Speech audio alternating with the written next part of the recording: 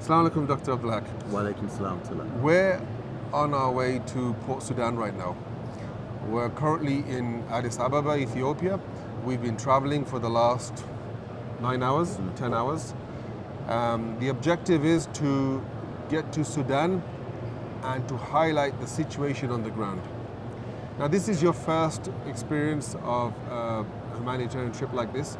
So what I wanted to do was understand, as Green Lane Masjid's new CEO, I wanted to understand from you what you're expecting to see on the ground.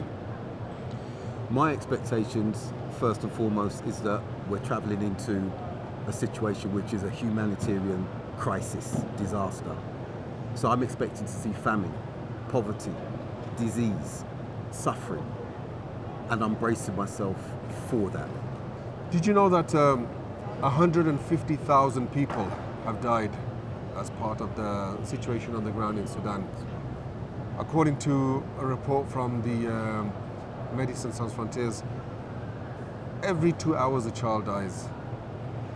And the situation is a situation of famine. And when we say famine, we mean that it's already really bad.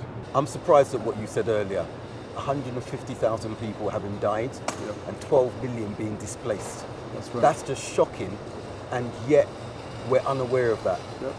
And what's worse on top of that is that every 2 hours, apparently a child dies from malnutrition. The situation is crazy in that people back in Birmingham, back in the UK, from surveys that I've seen, majority of the people don't even know what's going on. Amazing. And this is why it's important for me to accompany you on this trip, to be able to see what's on the ground, to witness what's on the ground, and at least get closer to the situation so that I can report, I can share what I've experienced on my return, inshallah. Jazakallah khair.